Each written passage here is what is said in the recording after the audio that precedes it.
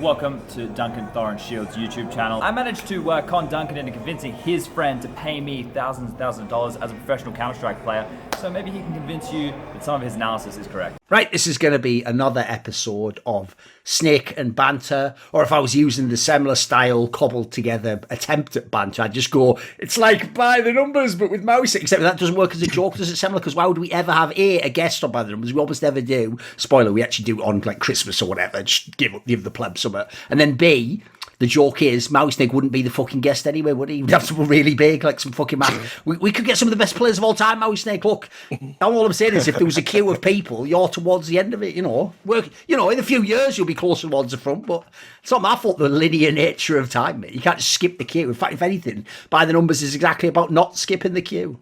That's basically our whole premise. In fact, I sort of got in trouble last week about skipping the queue. Oh, sorry, wrong show. Right, so let's get into this one. So everyone knows the format of how it works. Obviously, we've got Richard here as our guest. That's right. I'm one of the only people ever, and now I'm going to ruin the whole thing by explaining this. I'm one of the only people who actually acknowledges that Richard's allowed to actually have his own opinions, and he's allowed to appear representing only himself, not as some sort of fucked up adjunct host who is half himself and taking all the blame, but then also simultaneously just part of the event staff and considered as much. He's actually allowed to have his own opinions, believe it or not. Yeah, it's nice. It's nice occasionally to get a chance to express them. Exactly. Yeah, looking forward to it. It's not like that show where Semler tries to host, but then because me and Richard have just done way too many shows to host, we're just like, Semler, say hello. They say hello, and like, right, we'll take the rest of me. Right, shut up, Semler, I'm trying to talk and he just basically sits in the middle going, shit, I get paid at the end of this. So anyway, people know the format where we do the good, the bad, and the ugly. And we always start with the guest for the first point. So we start in that order. We do good. So Richard, what was your point that you wanted to pick as good? I will say, by the way, just as a general theme, I noticed the way Richard seems to have picked his points. I want to ask this as a preamble. It seems like he's picked it more like over the year, as opposed to like a year retrospective. Well, I thought that was going to be the premise of this episode, that it was going to be like a year in review. I don't know why. No, here's the thing. I didn't set that as a theme, but the thing is, Maui's done more like, sort of topical, like this week sort of news. Right. So it'll be a mix of both, don't worry. So go on then. Give me what your good point is. I've sort of given I'm just going to do my own format and fuck Maui Snake. There you go. Sure. And fuck your format for your podcast. One day on the show and this guy's already taken over. Yeah. Right. Me and Duncan should get our own podcast, shouldn't we? Yeah, look, so, I mean, for me, over the course of the year, I thought that the good thing was obviously the rise of the sort of CIS region, which has been spearheaded primarily by Na'Vi and obviously Gambit prior to that. And, it's sort of a manifestation of things we've been talking about, I feel, for almost 3 years, which is, obviously once you sort of get outside of Denmark, which obviously just has a ridiculous saturation of talent, the CIS region was the one that was sort of not really living up to expectations, not through any particular fault of the players, but you never seemed to get a congregation of the right players, the right org, with the right opportunities, having the sponsorship to get to big tournaments, or you had talented players who supposedly behind the scenes had like ridiculous buyouts they couldn't get out of, and all of this nonsense. So for me, I think over the course of the year, having seen finally that fruit, ripen, it's been great to sort of see that region kind of overtake the other more dominant ones traditionally. And I think, there's a real argument about this version of Na'Vi, potentially going on to be one of the greatest teams of all time. Certainly, they've already got Simple. We, don't need to hammer that home. But obviously the emergence of Bit, probably one of the best rookies I've ever seen ever in any version of the game. Just a true phenom. So, when you consider that we end up talking about that more than we would talk about, say, the emergence of Gambit, ostensibly 4 rookies and Hobbit, it's just been a great year for CIS all round. Okay. I kind of have an angle on this that I'd be a little bit curious for your guys' thoughts. So, because I don't know if I really have to play region roulette with who I think needs to come up next or anything like that. And at the end of the day, nationalism, patriotism is kind of a scam anyways. So I'd say that a mental illness, some might say. Yeah, exactly. I would say what's curious to me, and Semler brought this up, I think, on a broadcast one time, and I really jumped on the point, and then I had some kind of debate with Professor about this. I think the economics of the CIS region right now are playing heavily in their favor for the fact that so many orgs can play in the space right now, and so I'm trying to think of all the different orgs. I guess it doesn't even matter. You got Spirit, you got Entropic, you have Navi, VP. Like, so many orgs right now feel like it's a worthwhile investment to pick up a CIS team and to try to run with it for sometimes even longer than a North American or European org would go for their teams. Like Gambit Youngsters, for example. I mean, they've run with these teams for so long, and I think that the cost of operating there in that region is really helping out in terms of just making this worthwhile for them, and to give the teams long enough to breathe in order to become good. And I think on top of that, it's great that this timing is when it is, because there's finally a team that people can aspire to in the region. Like, think of when Brazil kind of came up in the space in 2015-16. We had SKLG, and then not very long after, Furia came about. They didn't have the same style, but it seems like when there's a top team, when the number one team in the world, or there's an era for a certain region, then you're going to start getting it becomes a breeding ground for people that are motivated, who want to replicate their sort of success. And I think that that's exactly what's happening in the CIS region. It's the perfect storm for them in terms of there being a role model team in Navi, and the fact that your dollar goes a lot further in that space, in the CIS space. I mean, I would jump on that and also say, if you think about it, right, since within regions, it typically tends to be a lot closer than when you play elsewhere. Like, famously, even if like Sweden or Denmark, say there's like a 15 world ranking point gap between the two best Danish teams. If they play each other, though, it's likely to be a very contentious game, and maybe it'll be closer than you expect, or there's upset potential. I think part of that, I've always said, it's familiarity. It's like, you're not afraid of that guy that you play him every day of your life. You might have known this guy that you played against for 5 years, might have been in teams with him. And they're probably your scrim partner if you're from the same region, right? In fact, logically, when you go to tournaments, those are the people where, until you're out of the tournament, you sort of allied until you have to face each other. You like these scrim partners, you keep stuff secret. So I would say one of the reasons I think that happens is, if you're in the CIS region, and the best example is, like, obviously not the Gambits of the world that could already beat the others. If you were someone like, I would say like Force or Virtus Pro, if you can play regularly against Navi, Navi's the best, and then you're almost beating them, or maybe in scrims you win the time, it's just going to make you think, well, I can beat anyone now. Yeah, in the same way they go out and beat everyone, so can we. Like, I think in a way it does sort of elevate the whole region and make people think it's more possible, etc., etc. Like, I mean, people don't notice it. The same thing happened to every other region. Like, when people like Heroic and Dignitas rose up, that was behind like Astralis. They were just drafting behind them, NASCAR style, and they just all went to the top, as it were. So I think there's something to that. One thing I'll say I think's interesting about this region aspect is the CIS region. If people don't know, if we subtract Brazilians from the world, one of my dreams in a video game, Minecraft the world, of course. Anyway, so if we subtract Brazilians, right, the problem people don't know is CIS fans were pretty annoying too back in the day. And the worst thing in the history of CSGO during the major era is that CIS fans were always the most famous ones, that they just got mega butthurt if you pointed out that their minor wasn't very good. Because if you remember back in the day, there used to be 2 top CIS teams at any one point in time. So they weren't at the minor, which meant their minor was literally, no joke, being won every time by, say, like the 19th best team in the world against like the 27th best team in the world against the 40th. So famously, I always used to say, let's just get rid of this minor. Let's just basically, since remember back then, I'm talking about the era when we had LAN qualifier for the major. I used to be like, let's just make it a LAN qualifier. Look, you travel there from CIS, maybe you have an online qualifier for spots to the sea, and then you go there. And the idea is, if you're actually good, like the best teams would be, you might qualify. If you're not, we don't waste any slots. Well, the joke is this, Maui Snake. Back when it didn't apply, when the actual teams coming out of that minor were Simon Gaming, Quantum Bellator Fire, Vegas Squadron,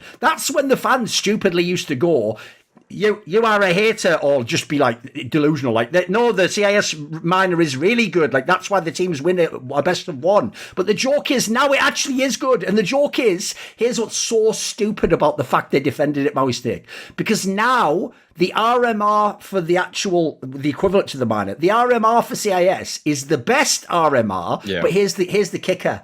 Only at the top end, you morons. You've got so many world-class teams. You fucked your own teams by wanting a minor. Because the joke is, those, like, famously, unless you basically win the CIS RMR, you're actually not going to get much credit for coming second, which is really hard. Meanwhile, if you put those same teams in the EU RMR, they would get incredible amount of fucking credit no matter where they place. They've actually done themselves. So the joke is, you actually can see the region's strength and how it plays out in, like, the sort of geopolitics of how we weigh up the regions and how what the placing mean and what the qualifiers all mean. And then the last thing I'll say is this: the truly shocking part to me about the rise of CIS, because I always used to reference them on By the Numbers, like the two main regions I think in the history of Counter-Strike have never properly been saturated in terms of talent are obviously NA and fucking, it used to be Russia, but CIS we just say now, right? Because the sheer talent pool of these regions is enormous. And because there's so many people, you don't have, it's not like what those countries where it's like, oh, there's, like, I'll give you an example. If we're talking about like fucking Australian CS, like, the first problem you have there is get some star players. Like, there's only about 2.5 players in the whole region could ever be a star. The joke in these regions is like 50. So you've got so much talent that if you actually craft it correctly, there should be top teams. There should be 3 or 4 teams from both of these regions that should be like challenging for the top 10, logically. So I would say this: the crazy thing to me is the way they've done it in the CIS region, this has almost crept up, is they've also embraced coaching. Think of the 3 big teams that came up this year in terms of like rising. So Na'Vi went to number 1. Nobody can dispute it's got something to do with Blade. He fucking picked the players and put them in the lineup when they're like rookies, etc. Then you've got the angle that obviously Groove and the Gambit Youngsters guys came up and had this incredibly dominant period online, at least before then. And then the other team I would reference is Entropic, right? People forget this. Entropic is coached by Hooch. Like, I don't think he's like some tactical mastermind, but he's a very experienced player. Like, these are 3 people, if you don't know, that were actually playing Counter-Strike in like 2004 or something mental. Like, so people don't know they've actually done exactly what most regions would want to do by a blueprint. You have loads of talent, you take some mega experienced people who've been there, done everything, and then you say, right, you're the coach, you mold these players. So to me, I think, yeah, this year has to be the biggest storyline in terms of like the world of Counter-Strike. It's the fact that it's not just like a region rose up, it's the best region now. It's not even really debatable at the moment. Yeah, and just to add to the other point Maui was talking about in terms of the economics of it, we nearly saw some talent, I think end up in NA as kind of the solution to the ongoing problems that North America has, because obviously it's very cost effective. And also, I mean, just in terms of it, what's a low salary to NA is, Yes. comparatively a high salary to what the average Russian organization pays. And so, we nearly had a world where, Complexity and EG, and I think even Liquid, could have picked up CIS players or CIS teams. They certainly explored those options for a period of time. And so, I mean, that would have sort of further cemented it, in kind of like, almost like chess. The Russians have beaten the Americans again. But yeah, it's just been a realization of something that's been brewing under the surface for a long, long time. The talent and the pieces has always been there. I don't know what's finally made it click. It could be the coaching thing, like you say, but there's just no doubt now that in terms of where the concentration of talent is, it's definitely the CIS region. I would definitely have loved if you could have had like a sort of fly on the wall recording of MIBR, the players who went into 00 Nation and obviously declined the MIBR offer for 10k a month. I'd love to have just the Entropic, Virtus Pro. I'd like these guys, Spirit, just have them in a room and then have the 00 Nation guys come in and go. They only offered us 10k a month, so obviously we said no to that. Like, you can't live off that, can you? I'd just love to see that meeting of like, and then just like all the question marks, like a fucking Nick Young meme or something. Right, let's move on then. So Maui Snake, what was your good point? And And by the way, the joke here is, because Maui thought the show was yesterday, this has now changed from his good point to a different point, because a certain move didn't happen. So spoil it, you'll find out later what it would have been his good point. What is it now, though? What's the good point now? My good point now is that I'm stoked for the fact that Favin is going to big. Yeah, obviously this is more recent news than Richard's point, but I mean, the thing is that I've been wanting this move for 2 years at least. I thought before, when Big started stumbling, it shouldn't have been Xantares that was removed. I probably would have picked Keto, maybe Tizian, but I think for roles it would have been Keto, and I would have wanted to see Favin in there, because Favin has just been dominating on Sprout for I don't even know, 3 years. It's been so long that he's been on this roster and just been a cut above everybody else on it. So to see him finally get the chance on the premier organization in Germany is a welcome sight for me, and I'm incredibly. I'm actually very high on Big. I think I'm probably one of the few people out there that think that they can regain the sort of confidence and mojo that they had. How far are you going with that, though? Like, give us like a range. Like, where are they going to be if things go well? If things go well, they could be top 5. That's pretty high on them. Yeah, yeah, sure. and I think they would definitely be winning the kind of like the tier 1.5 tournaments. If the best team in the world like a Navi isn't there, I think they could be in the grand finals of a lot of tournaments if this Favin move works. Because I mean, one, we actually did see a little bit of a tactical boost for Big once they reintegrated, or they tried using German again as their primary language. And then, but the obvious factor was that they didn't have the firepower. Gage just couldn't simply match up to what Xantares was providing. But I think that Favin is entirely capable of doing what Xantares was able to do. And now that they're going to have a tactical boost on top of that, this should reinvigorate them. And if there's a swimming honeymoon period, then there's a possibility that they actually maybe steal a couple spots in deep playoff runs that other people would peg for another team. Yeah, I'm not vibing with that at all. I mean, I think the Favin pickup's great, right? I mean, there's no doubt. There's a couple of players in like tier 2 for a while now that you can see they don't belong there. I used to say that shit about Smuya. Favin's another one. You got that Deco guy, the Russian. There's players out there that are definitely ready to be brought into these tier 1 teams. Favin was one of them. Big's the obvious choice. They never really filled Xantares' shoes, and I do agree with you. Probably he wouldn't, I mean, given everything that's happened to him since he fucking left, I'm sure he agrees with you as well, that he probably shouldn't have gone, because, I mean, that, I can't remember their fucking name, because it's just completely Eternal Fire. Eternal Fire, that's it, yeah. I mean, eternally shit at the moment, so whatever. But, the part I don't vibe with at all is this idea that Big's going to suddenly click, because while Favin brings them some much-needed firepower, I think they've still got a lot of problems in terms of what they need to be successful. And I think Tabson, by the way, is kind of morphed into a pretty good IGL. And I think we've raised this point before in the past. He doesn't really get a lot of credit for that. The fact that he's a star player on a roster, doing the IGLing, and seems to be doing a pretty good job of it without any problems or any drama. Kind of like what Nico always aspired to be, but just never lived up to. But, the big issues are you still need Searson to do Searson things. There's question marks around that. I agree as well. I could conceivably see a world where you would cut Keto. I think if there was another German prospect out there, they probably would. I like Tizian. I think he's a very good role player, but you're not going to get the kills out of him. And so Big for me are like really underwhelming still. And if you look at like the performance at Blast Fall, the finals, if you look at the DreamHack Open, where they sort of limped to the final and then got absolutely spanked by Fnatic. They're not even taking maps off the teams that are above them in the rankings currently. They really are off the pace to where they used to be.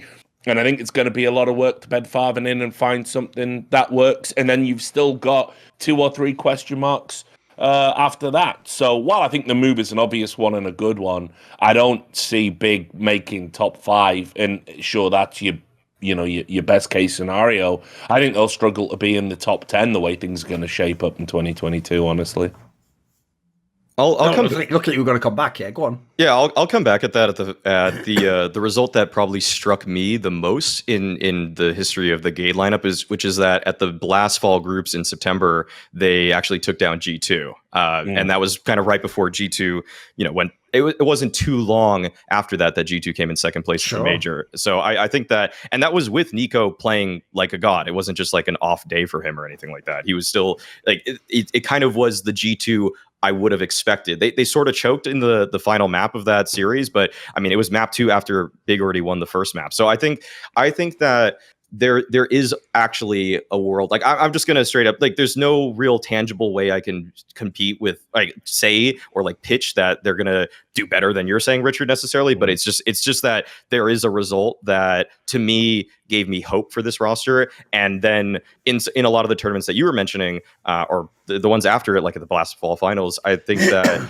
if they had a Favin instead of Gade, just giving them 15% more, that could have been the maps that you're talking about that you would have wanted to see them take down. I mean, look, anything's possible for me, though. I think like the fact that you're pointing to one result that happened in like fucking September, I think that kind of actually underlines what I'm saying, which is they don't do it enough. They're not like the big of years gone by, like the 2019 big, the 2020 big, where they would regularly upset teams. They don't do that right now. They don't even really hold their own commensurate to the ranking they're at, and they're the ones being upset by smaller teams. I mean, they, like I say, they didn't do particularly great at that V4 festival from what I remember. I mean, so, I think there's too many problems to fix over there. And because of the scale of the project and the fact they're anchored in the requirement to be a German team, they're always going to have problems. And if they can regularly stay in the top 10 this year, I mean, I think that's a hell of an achievement in and of itself. Yeah, on the actual, just the Favin to big move, I think it's a slam dunk. It seems like one of the most obvious moves that you would do. I mean, again, it's one of those ones where regionally as well, there's not that many options. Like, it just makes sense both people team up and hope for the best. I will say, I do think it's not as simple as people will think. Like, imagine this was like a random CIS team and it's like, wow, this guy. I'll give you an example when Dexter came to Spirit and people are like, wow, he is carrying everything in tier 2 and 3. Or put him on a top team. Wow, he is already this good. Like, I don't think it's simple on big. Like, I've noticed in their team, you don't just plug and play big. You don't just drop them in and go do whatever you want, because they obviously have like an emphasis on the system of how big players and the idea that everyone has to be on the same page and practice the same way. My problem is this. I do think the move's good. I don't think personally there's any chance of I think you're being way too generous, Maui. Here's my problem. Because what I don't think you factored in personally is all the other roster moves. Like with all the other roster moves, how are they going to be top 5? Like, come on, mate. Like at that point in time, with the current climate, things that have to go well and they could be maybe top 5. Like that, and they'd be 5th, by the way. But like the idea with Vitality G2, there's just too many roster moves. Like you smash too many good players in other lineups. Like some of them are going to work. So I personally think, like Richard says, if it goes well, it's like top 10's your goal. And by the way, if you know where the org's at, that's a totally reasonable goal to have. Like, that would be good. I think they'd be really happy with it for sure. Yeah. There'd be nothing wrong. Like again, there's nothing wrong at all if you're like the 9th best team in the world if you're big. My problem is this, right? When they make this move, in theory, within their region, this is the best player you could pick up, right? It's the best player to build a team around. But the fact that we're not saying that's it, that's the last piece. Now they become a challenger for Na'Vi. That's a bad sign, guys. And the reason why I think this is a troubled lineup, in my opinion, is I think this is almost the last chance for Big. Because in my opinion, Big, the project when they first began it, was always living on borrowed time because it only basically existed for 2 reasons. And they are called GodB and Tabson. If you didn't have those 2 players, you might as well just, forget about it. We wouldn't even be talking about Big, because the reason why everyone cared about this team was Tabson could have been in teams like FaZe Clan, but chose not to play with GodB. And GodB could also have been the in-game leader of other teams and is a mega experienced player. So essentially, I always said those were overqualified players. They were essentially saying, like, it's like a startup. It's like, right, I could go and work as the best job in the industry, but instead I'll make a startup and I'll gamble that this works out and I'll go down to the bottom and I'll work my way up again. So my problem is, now that GodB's gone,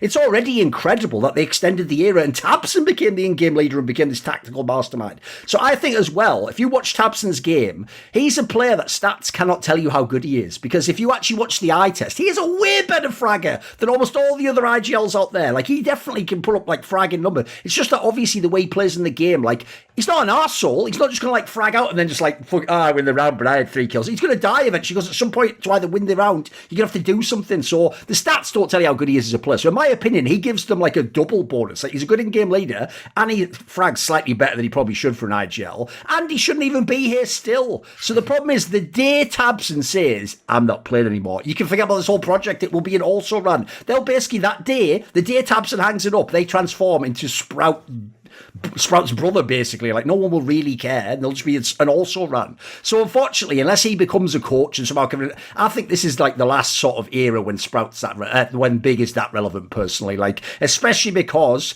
this is the downside, because they go in this route where they have to like try and be tactical and therefore speak German and therefore get people from that region. This isn't CIS and NA guys. There isn't enough talent in those regions, unfortunately. Like Germany is like they've only got certain names, and that's why you can almost telegraph a year and a half before a player joins one of these teams like Big that they should be in Big or be in Sprout or be in Attack. Like you can just see it's obvious. So in my opinion, you've got to. This has to be the lineup. If it doesn't work out now, I think in like a year nobody gives a fuck about Big. Right, let's move on then. So the bad point now. So Richard, what was your bad point? Oh no, wait a second. Actually, I didn't do my good. You got to do your good. Yeah, that's true. Do you have a good one? Yeah, mine is good because it's an angle no one's taken. So everyone at the moment's getting hyped about all these roster moves, right? So one of the biggest roster moves, even though to plebs it was never going to happen, because this is why it sucks being a journalist, Maui. There's 2 ways it goes. Either A, you know behind the scenes that player's joining. So when you talk, you go, be interesting if this guy joins, and every fan goes, nah, he would never join. He said on stream a year ago, he doesn't like that guy. And you go, oh, I can't, you guys won't take a fucking hint. I'm basically telling you he's joining. So anyway, even though I've been telling people the whole time, what if, say, Alexi B was to join G2? They were like, nah, I think Nex is good, and at the major he was good. And besides, Thorin, would he leave OG? And I think he likes OG. It's like, I'm telling you, I fucking know he's joining G2. Take the hint. And let's just go, but no, so anyway, my point isn't that Alexi's joining G2. The actual, for real storyline I'm hyped about is the one everyone else thinks won't work, which is I am glad that Alexi B and NiKo are partnering, because these are 2 people I think in their separate roles have wasted their fucking time for the last year and a half and just been spinning their wheels, because what's the point in being one of the best at your role when you don't have the corresponding key piece that you need to win? So if you're NiKo, spoiler, this is literally the message your whole career. It's like you're in some sort of fucking mushroom trip in the desert, and this was all just like an imaginary like experience, mate, because the whole message was maybe get a good in-game leader. You can't shoot enough headshots to win games at the top level. You have to do other things. So NiKo hopefully finally is getting someone who's a good in-game leader. And then on the side of Alexi B, where's the star players? The best star he's ever had was fucking Sergey years ago. And then what? Maybe Flames now. That's it, boys. Like, by the way, if Man2 is your best player, let's not even have that discussion. So I want these 2 guys to get together finally. And it's like, not only will Alexi B now potentially be on a contender, a real one, also NiKo gets the in-game leader. That could be enough to put him over the top, and this could be it. Like, the rest of the roster, you can have all sorts of debates about, did they get right player, did they remove this one? But those 2 pieces, those are the 2 pieces I want to start with. And you can make a top team from that. I think you can make a number 1 team from that, in my opinion. Yeah, and look, I'm got a vibe that maybe this isn't the missing piece. I think this is going to create attention because I just don't think NiKo, even this new mature version of NiKo, I think Alexi B, like based on what I know about kind of how he had issues with other players in the past, he's pretty authoritarian in how he does things. And certainly as well, based on interviews and stuff I've done around the OG guys, they say he's like very, he's very like MSL in the sense that he has a playbook. There's a lot of minutia. There's a lot of moving parts. He expects everybody to know it. He's got that quarterback kind of mentality and how he does tactics and strats. And I just wonder how that's going to go over, especially given I don't even know if this is a NiKo pick. Remember, you're always going to have the elephant in the room that if NiKo doesn't fully have the, if he doesn't buy in to you as a player, you're going to have to prove yourself to him. So I think it could get off to a rocky start. That doesn't mean they can't work it out, can't refine it, but I don't think it's going to be necessarily hit the ground running. G2 are going to be challenging for titles and everything at the start of the year. There's going to be, I mean, they've already got question marks on the roster anyway. What's Monazy going to do, etc. So, yeah, I like the move. I always like it when Carlos fucking just, big dicks it and goes out and gets a player or whatever. That's great. But, yeah, for me, there's a little bit of trepidation about this, actually. I would say I have a couple of points with this one. The first is that I'd say tactically speaking, I don't think Alexi B has ever had a player of Nico's caliber that would want to even want the autonomy that Nico has in every team that he plays he's in. Probably had up until this point is Sergey, right? So yeah, but even Sergey, I don't think played with the same level of autonomy that Nico wants in every single round. Like Nico's looking for an entry with his rifle work on nearly every T-side round in some way or another.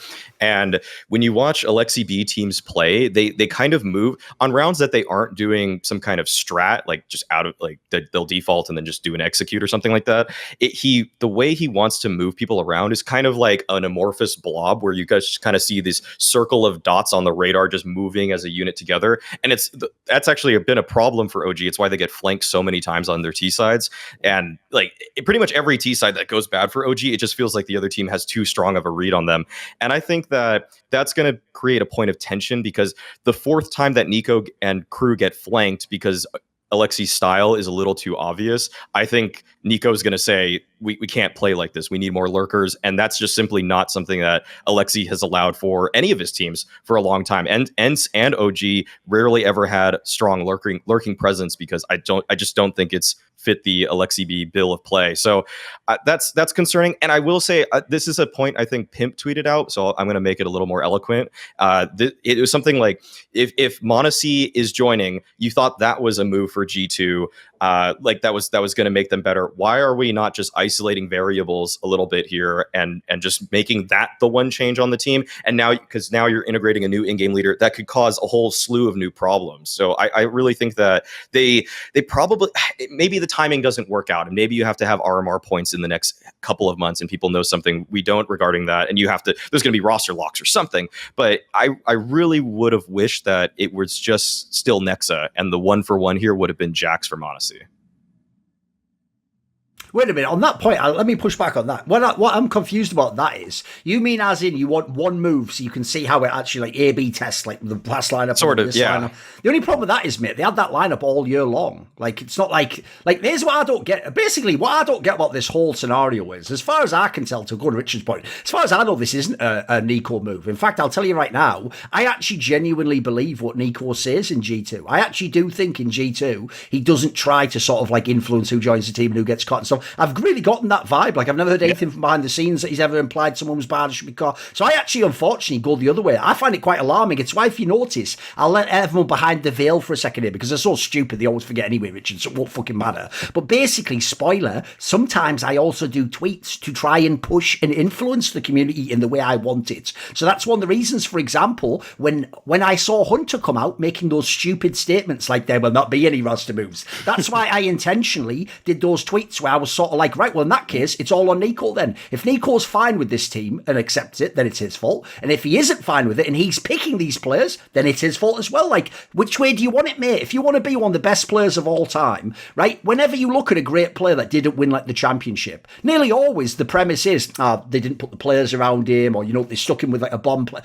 He's choosing this, or at least if he isn't, he is choosing to not choose it. And I'm not trying to make some sort of semantic point there. He absolutely, I can tell you, not only in every team he's in could have massive influence, but I guarantee you, I know this for a fact, people like Carlos want guys like this to come and tell them, yes, I want this guy gone, yes, I want this guy, because it implies, by the way, you're bought into the project. You also consider it like your project, and you want to win and go to the top, and you're not going to let the fact that you're friends with this guy, or you sort of get along with this guy, or this guy's all right at the game. You notice, by the way, G2 fans almost deserve to lose in CSGO, I believe, because the amount of G2 fans I saw, they had way more conservative opinions than you just did, Maui. They wanted to just keep the same lineup. I'm not joking, dude. They were really going like, but we were so close to the major, and you know what? Like, I think Amanek and Jax are doing a good job, and Nexa, didn't he have like some nice match? And mate, and they were doing that other thing they do, which is like, Maniac, please, you've got to break this habit, mate. We can't keep saying if Amanek gets 10% better with the AWP, like, why would it happen? Why would it happen? Like, why would you just wake up tomorrow and go, I've been trying to use the op for like 3 years, 5 years maybe, if you're talking about secondary. I think I'll just get 10% better.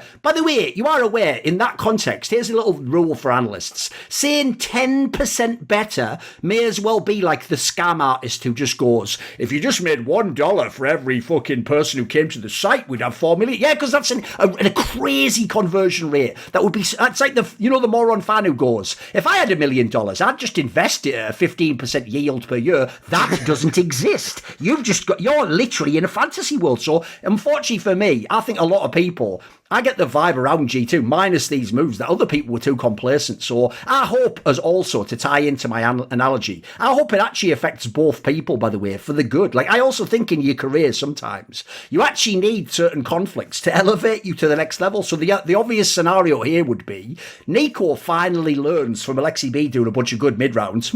Maybe I do need a good in-game leader who can make reads I cannot as a star player. And actually, to address the point you were making about Alexi B, Richard, there's the other thing. I want this to level Alexi B up, because as Maui says, he's never had a player like NiKo. So I would hope he himself actually doesn't have like the IGL ego and go like, I have to micro NiKo. No, I would hope he understands, right, actually this is a blessing, mate. I've got one guy I don't even need to do fucking anything with. He can just go. He's got a completely, like, basically figured out playing style where he knows everything he wants to do and he can make all his own reads. And then even better, now I just have to deal with these 3 guys. So if I work with these 3, that's when you can have big results, in my opinion. So I'm very excited for it. But anyway, fair enough. I can understand why there's some hesitancy on this one. Right, let's move on then. So Richard, what is your bad point? Right, so let me just see what I sent you first of all, just to make sure, since I don't want to break from it. Yes, because I'm doing it on an annual basis, unlike anyone else here. Right. Yeah, I thought the bad was the way that the CS:GO as a product is sort of massively scaled down over the course of the year, under the guise of COVID restrictions, which is a part of it, obviously, but also as well, I think a lot of tournament organizers have kind of like really welcomed having that as an excuse, and you know, I think there's definitely been cynical parties that have used the current ongoing situation in relation to the pandemic to essentially justify business decisions that they already wanted to make anyway and just needed the excuse. That was the key component in the final decision. I look at like the production in CS:GO and you compare it to like, you know, we outside of Blast, we don't really have anything that's comparable to like LEC or LCS. I mean, you know, some aspects of what you're doing at the moment, like Maui with the We Play Academy League, they've got some nice like augmented reality and it's very clean broadcast. But in general, there isn't a like ever since. I mean, it's almost been kind of downhill since E-League to a certain degree.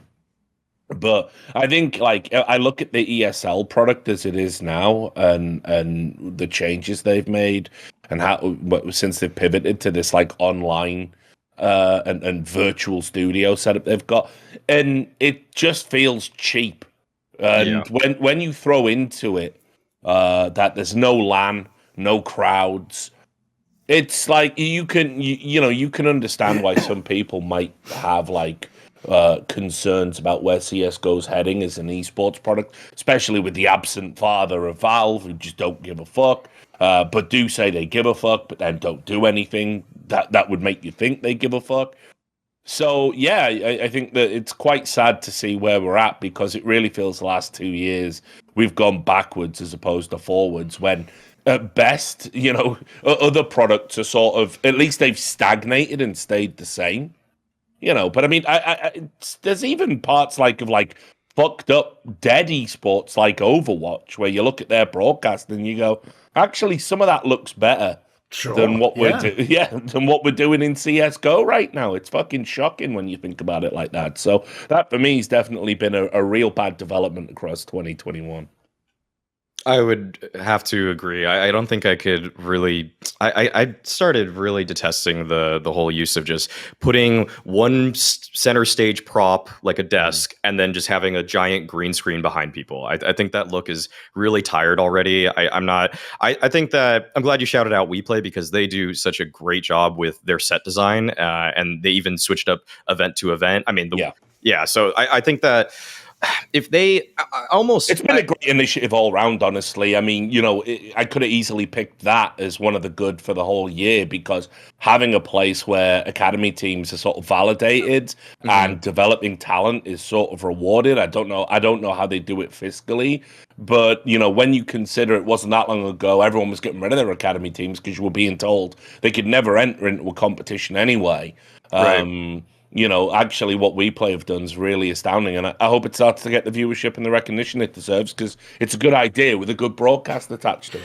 I had a hilarious tweet, by the way, where when I made a point about the fact that it's good that players from the academy teams are going to top 20 teams, even though, by the way, the guy's factually wrong. There's way more than this. A guy actually said, and this is why we cannot have nice things in CS. He goes, "What do you mean? There's only 3 players have even gone to top 20 teams from academy teams?" Like, oh, only 3. Well, only 3. Well. Nothing really, is it? Just the lack of history there. Yeah. For almost nothing. For fucking give me a break. You can't have nice things, Mo. Come on then, what's your thought? I mean, back to kind of Richard's initial point. Yeah, I think that it's just the lack of innovation is kind of, I'd say, spurred by the fact that ESL and Blast, they're owning so much of the calendar that an organization like We Play would want more space, more time. But the only time that orgs like Flashpoint or We Play or anyone can get their foot in the door with what they would want in terms of team quality for their tournaments is when it's something like an RMR event. Like that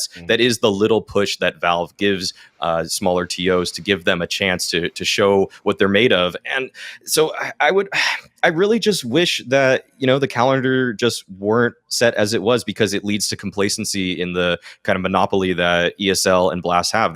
They can rest on their laurels a lot, but the TOs that are knocking at the door, like We Play, I mean, they just never get a chance, because the opportunity that We Play gets is to just create something entirely new to show that yes, we can put on a great event. But it's an academy league, so it's never because the teams and the star players really are what drive the viewership. It's never going to get the attention that it does deserve in terms of its production quality. Yeah, the killer for me is that, unfortunately, I mean, it'll sound weird because it's counterintuitive way to say it, but unfortunately the viewership was pretty much as good, if not better, online. So it means that if you are a tournament organizer and you were losing money running all these LANs, it's just obvious. You go, right, we'll run half the LANs, get the same fucking viewership or better, and even better, and crucially, because everyone has to do everything online. I think if you actually had, if ESL's was online and Blast the next week was online, maybe that would hit the viewership. But even then, I still think there's times when the costs would make it make more sense, because remember, these companies are all losing money and or burning through VC money / investor money. So unfortunately, they're all sort of painted into a corner. So I can't blame them, but I totally agree with Richard. I basically think that essentially, funny enough, this mirrors all other industries in the world. It's just a great excuse. It's like that thing, never let a good crisis go to waste. It's just a great excuse to transition to a model that actually you prefer anyway, but if it was under any other circumstances, you would get pushback from. If they just came out 3 years ago and they were like, right, we're going half online, everyone would go, boo, or you're taking esports back in time, this is what we were fighting to get away from. You'd even have players who'd say, I haven't played a proper online tournament in years, why am I doing, look, but they've gotten away with it because no one can come against it and go, why are we doing this? Because there's a reason that resounds in your fucking head every day you look at a screen that they get away with it for. So I do think that's whack, personally. And then I also personally have a mad, terrible vibe about the way the LAN transition went this year. First of all, I totally agree on the ESL broadcast. ESL broadcasts are really good in the sense that they have the best teams and the tournament format is good. The actual broadcast part is flat as fuck. The broadcast has gone back in time. ESL used to just be the best at doing the sort of by the numbers style of a show, as in, same exact, very dry format, but the idea was they had the best talent for the biggest LAN events with the best teams, so you didn't need to do anything innovative if you were ESL. You just knocked it out the park, and people like Counter-Strike, you nailed all the things. The problem in the moment is the talent is pretty lackluster. I think they have. The teams are all great and all the rest of it, but it's I don't get the vibe that there's the same hype. And then this is one of the things that's killed it for me, is when you come to these LANs, first of all, unfortunately, we have now learned from the major that, let's be real, it's a studio LAN, as in without a crowd environment, is still better than online, but it's sort of halfway between a crowd LAN and an online tournament. Before, we were acting like it was 75 or 80%. I don't know. I feel like it's more like half. I've just seen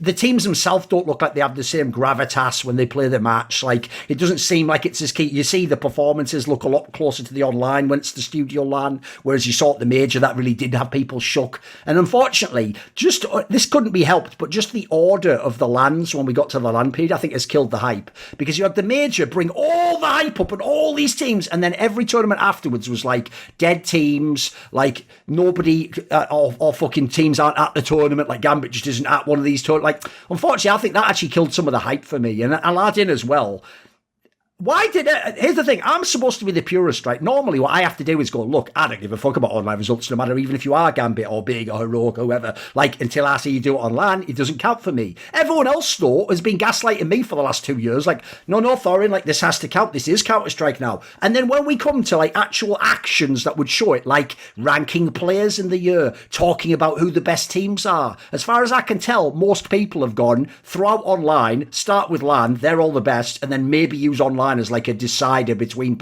like this. We've acted like the last, like literally 3/4 of the year didn't count. That's what most people seem to be doing in the scene. Well, the problem with that is tie it back into what I said at the beginning of this point. If we're going to have a hybrid online offline circuit, what are we really doing here, guys? Like, we have to actually either admit it or fucking re-hypnotize ourselves that online means something, because online can't just be the break until you have the tournament. Because in that world, by the way, you're going to create a scenario where, as much as we all made fun of people like Carrigan going, I need a year for this team, we're a LAN team, really, like, the joke is that's what everyone's going to be able to say. You're going to be able to get dick around and have 9th place finishes for 3 months, because as long as you go to LAN and do well, that'll count, right? So I actually think, unfortunately, some of this stuff has positioned Counter-Strike in a little bit of a precarious position. Like, I don't really know what people see as the Counter-Strike circuit at the moment. It's not that satisfying to me. And the idea of going online now with all the new rosters, like, what the fuck? I want to see all these LANs. I just saw 4 LANs. And just to clarify the point, like, I mean, we've always historically been pretty sympathetic to tournament organizers not making a lot of money, because we scaled up production, we scaled up costs, we scaled up, it used to be that when you had to go to a LAN event, all of that cost was borne by the organization. That went out fucking years ago, Yes. So when you have this, like, luxury environment, now you're providing hotels, you're providing travel, you're providing all this like lavish stuff, that you would. I don't even think in mainstream sports some of that costs is kind of bought by the. As far as I know, I'm thinking like tennis, for example. I think you pay everything yourself. Yeah, exactly right. So. But what's ended up happening is, like, we got to a point where it goes online. So just keep it the same, because you don't have those overheads. So keep your broadcast looking fresh and nice. Do some innovative things. Upscale your production a little bit, but create some shoulder content. But no, they're not doing that. And in fact, they're actually regressing and going, oh, bloody hell, this COVID stuff's a nightmare. It's like you've already slashed your costs ridiculously, because no one can travel anywhere, no one can compete in person. So, which, by the way, also the way that it was just framed, there's absolutely no way we could run a bubble. There's no countries we could possibly hold these LAN events in. We just thought that premise was just put out there. It was never true. It was never true. Like, as far as I know, you could have gone to Sweden the whole time. Yeah, you could have. Or Serbia. Everyone was going to Serbia to play the bloody online tournaments, weren't they? So we all just accepted that. And to your point as well about the ESL broadcast, I mean, look, I think they're going to have real problems this year. I mean, first of all, I don't like the broadcast overall, because it just it never fucking sits still. It's like, right, so when we do desks, right, we want to have debate and we want to have an argument and we want to talk about the topics we want to get across to the audience, and I want the production to augment what we're saying. So I want the production to bring up the graphics that we talked about in the production meeting and have shit ready and follow our fucking conversation, because if you in the production truck don't think what we're saying matters, then why the fuck would anyone else, right? But what happens with an ESL broadcast is, the analysts say, so that team won, point. Now here's fucking a DHL like commercial in the middle of the fucking thing. Right, back to you. Now what about this little segment? Here's a clip. All right, okay, and it's just, they're just flying all over the place. Nothing fucking breathes. There's nothing of any substance being talked about. It's really hard to get, even with the best people in the world at the job, it's really hard to get the energy levels high. And also, on top of that, Like, who wants to be stuck? Like, best will in the world, nobody wants to be stuck anywhere for 60 days, especially now, because you turn up at the hotel and everything's like, yes, welcome to normality. And then you go to sleep and you wake up in the morning, sorry, the apocalypse has happened. You're like, fuck, So you have to live under that kind of cloud at all times. And ESL are insisting like talent has to like fly out to like Katowice for 60 days at a time to do this broadcast because that's where their studio setup is, and they don't want people to be going out to the events. They want them in the studio doing it all remote, so you don't even get the vibe. You can't even like go have dinner with the players and hear an interesting anecdote that you bring to the broadcast or an additional consideration. You're completely detached. So the ESL broadcast should be the industry-leading one, right? Because that's how they position themselves. They occupy 8% of the calendar. We'd be fucked without ESL, but their broadcast doesn't reflect their position in the industry. It's really poor, and for me, it's basically held up by the talent they have. Especially because, like, the worst thing is, like you said, they don't even give the talent freedom, mate. Like, the joke of the ESL show is the run of show is the show. You just work yourself into it, essentially. Should be the other way around. Like, the premise is when you got a great point, like you're saying, you go up now, we'll go that later, and you break it and you go to the point you're on now. Like, ESL has that vibe of, like, fucking morning TV in the UK where it's like, well, thanks for that there, Yanko. And now I believe Fern Cotton's out of the county fair where I believe they've got a new type of almond pie. Like, what is this? Like, why are we doing a segment where, like, as you say, the way they run down the show elements is like, this is so, like, it's like you're auditioning to be on, like, American TV or something, mate. Like, this isn't an esport. Because I've always thought the whole premise of esports is you can pick the parts of the real world you want to bring in, and the coolest thing is, because we're a video game, you can do all your own shit and unique stuff. Like, everyone's still trying to mirror the sports broadcast. What are your thoughts on this, Maui? I would say that there's kind of to me right now in the TOs that I've seen and worked with, I think there's kind of levels to what they put into their production side, especially their desk segments. And I would say ESL is probably the most static. Blast is almost like it's kind of static in a different way where when we're talent on it, we know what's going to come up in the desk segments very well. And that's why it looks so polished, because we have to do this long couple hours of prep work before the broadcast even starts. And we're going to know what graphics show up. But I think the middle ground, which I think Richard was trying to reach, which kind of probably reflects a little bit of, I would assume, like your experience with Turner, and that they were able to follow what you were doing for E-League, for and I think, like, again, like, I just keep kissing their ass, but I think WePlay do a really good job with it. And I again, like, not enough people are watching the broadcast, but if I talk about two players, and just because at the spur of the moment, I just think of, oh, this was a cool head to head, they just throw them up within 10 seconds. It's insane. Like, they put a head to head on the fly of that. And I've also come to them with ideas for, hey, I think this graphic would be cool, or this would be a cool idea to just kind of like make this segment a little bit different, and they just whip it up so quickly.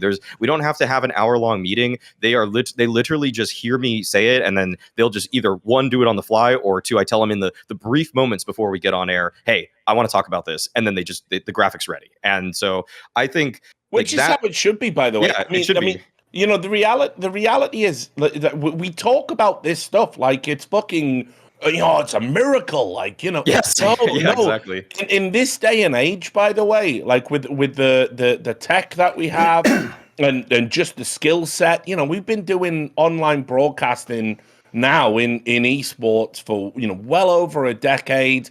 There's just no excuse. There's no excuse for it to be this far behind. There's no excuse to not have graphics. There's no excuse to not have like nice transitions and stingers. There's no excuse to not have a team of people that can't augment your broadcast at the efficiency and the speed you're talking about.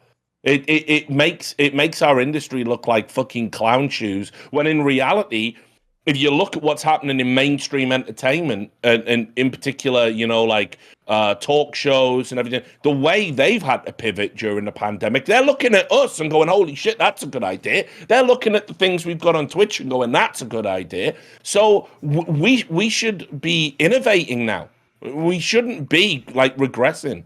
It's so fucking frustrating for me because, like I say, I think broadcasts from 2016 to 2018 are better than everything we've had since, practically across the board, with one or two exceptions in esports. So, and I just think that really fucking sucks. Right, I alluded to it earlier. This would have been Maui's good point. So, what is your bad point, Moustic, that in one day could change everything? Come on. Yeah. I mean, a day ago, this was my good was that I was hyped for Valde going to EG, but then it seems like that move fell through. So now my bad point is that it's Rush going to EG. I mean, I have the utmost respect for Rush and what he's accomplished. You always have to preface these segments like that you just give respect to players that won majors. But like he did a lot. I actually think on Complexity he did play a vital role for them. But it's just that on CT side, especially, he was sometimes a liability for them. He couldn't hold down his positions that well. And another thing is that he actually has role overlap for the positions that he plays with Breeze, like a lot of the spots that he played. And the thing is, I mean, that's how crazy this comparison can be. And it's why people like, oh, he plays all the bad spots. It's like, but Breeze plays it at a world-class level, and then Rush was a hole on defense. So it's Valde played spots that, in my mind, would have fit EG system a lot better on CT side. He played a lot of the solo kind of spots where you don't have to do too much. Like, think ramp on Nuke, for example. You just kind of hold that spot down. Sometimes you have to make a little bit of decisions, like, do you push, do you fall back? But it's pretty binary in choice. And players like Rush he didn't play those as much. He was like a kind of like the bitch anchor spots, but Breeze is already one of the best at playing those in the world. So I'll just say that I don't really think that his kind of his style as a player necessarily needed to be on this roster, because Stewie would already do that kind of stuff on T side willingly. And I also just don't think that this team already had enough kind of veteran leadership voices, which would have been, in my eyes, one of the reasons he would have fit that proposed Complexity roster very well, because it was 3 young guns and Daps and him. And I just think that's the right blend of young up and coming talent and veteran leadership. Whereas on EG, I just don't really think his voice is needed. Like, I mean, Stewie's already going to be there. You got Breeze and Cirque contributing with ideas too. Who's the coach for that they're getting for EG? Wasn't it? Was it Malik, or no? Was that still rumored? I think it was Malik. Yeah, it's been confirmed, I think. So then I just don't need that many more voices. Like, if you got Malik and Stewie and a couple other guys that know what they want to do, I just don't see where Rush really fits in this greater picture for me for EG. So that's my bad. I'm kind of disappointed that he didn't go to Complexity. Yeah, Rush, for me, like, I think actually, a lot of people talked about how Obo, set off the chain reaction in Complexity. I mean, I always thought like Rush. Oh, sorry to cut you off, Rich. It was Extra Salt. It was Extra Salt that wanted to pick up Daps, Rush, and those 3 guys. I'll just clarify that. Right. Yeah. Well, so for me, I always thought like what Rush sort of became. Like, so when you can't do what you used to do, like obviously when he was like on Optic and Cloud9 and stuff, I say this all the time. It's like, what's your plan B? Because it's going to happen to you at some point when you're a player. And what you see, when you see these players just fall off a fucking cliff, it's that they don't have a plan B. It's that they can't adapt. It's that they can't learn a new role, or they don't want to learn a new role, or they've got some fucked up psychological block where they think, if I just keep banging my head off this wall, eventually the wall will break and not my skull, and they end up just being shit for the rest of their careers and stealing checks, and they piss a good career away. Rush, it wasn't working for him, but he pivoted to being I think an incredible support player. And if you go and watch the difference in terms of what he did on Complexity, like, he completely changed everything he did. So I've got a lot of respect for Rush, and I think he can be really, really good in the team. But now, is he Valde? I mean, fuck no. I've been raving about Valde pretty much since he burst onto the scene. And if OG had lost Alexi B and Valde, just fucking put a pin in that team. Like, there would literally be no point. I certainly hope, Valde's going to be able to vibe with Nexa, and they're going to be able to do it. But, there's no doubt in my mind, Valde to EG would have been probably a better move for him, because I think, assuming the team is going to be Stewie, Breezy, Cirque, and they're going to, and clearly the Ogs willing to spend, they've brought in a good coach. I think, if you add Valde to that mix, we're really cooking. We could have something there. But they do need a player that's willing to do the fucking water carrying. And trust me, the way Stewie does the in-game leadership, he wants a player like that. he's been starved of that shit over at Liquid as far as he's concerned. So I think I don't know. I don't hate the move. I think Rush can definitely offer something. It's not like they need firepower in that roster. Whoever else it's gonna be that comes over with Stewie, they have got Breezy if he gets back to his best, one of the top riflers in NA. They have got Cirque if he gets back to his best, especially in a weakened AWPing field, could be one of the best AWPers in the world again. So you need somebody that's just gonna stand there like a tit with a flashbang out for you know? And I think the way Stewie's gonna want to play as well in this team, I think he's gonna be Stewie 2K, right, and do his shit. So yeah, I don't hate the move as much as you. I don't think, Maui. I would have rather Valde, but I don't think Rush is a terrible pickup given the personnel they've already got on the books.